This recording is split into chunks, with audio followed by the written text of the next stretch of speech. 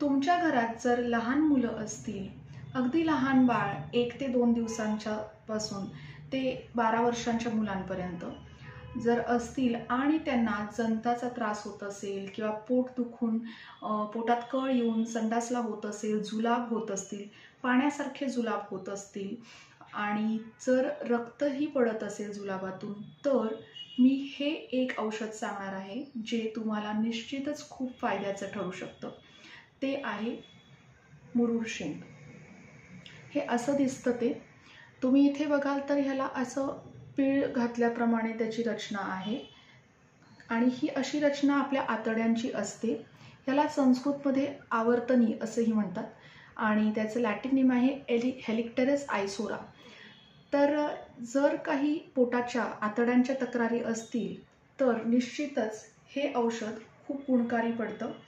तर ह्याचा कसा वापर करायचा आहे, जर जुलाब होत असतील, जुलाबातून रक्तही पडत असेल तर सहाण घ्यायचे आणि ही शेंग अशी उगाळायची ह्याच्यावर.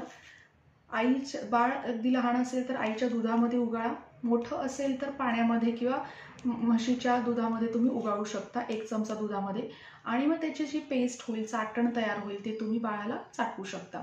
हे एकदा किंवा दोनदा केल्यानंतर बाळाचे जुलाब पूर्णपणे थांबतील. बाळ रडत असेल, पोट दुखत असेल, त्याचे जंत झाले असेल तर ते पूर्णपणे थांबतात.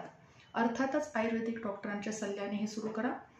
आणि जर मोठी माणसं असतील तर जर मोठ्यांमध्ये जुलाबाचे त्रास असतील, पातळ पाण्यासारखे जुलाब होत असतील, अपचन झालं असेल, पोटात जंत असतील तर या शेंगची पावडर मिळते, चूर्ण मिळतं बाजारात मुरुड शेंगचं. तर ते तुम्ही चूर्ण अर्धा चमचा फक्त मधासोबत चाटवून घ्यायचे. तर त्याने तुमचे जुलाब आणि रक्तस्राव दोन्ही थांबेल.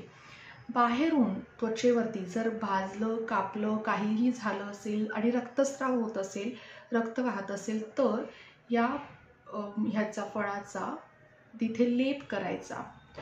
तसंच पेस्ट तयार करायची सहाणेवर उगाळून आणि त्याचा लेप लावायचा तिथे. असं 1-2दा लावल्यानंतर रक्तस्राव पण थांबतो आणि तिथली जी जखम आहे ती पण भरून येण्यास मदत होते. तर अशी ही मुरुड शेंगची माहिती तुम्हाला आवडली असल्यास जरूर शेअर करा आणि त्याचा वापर करा.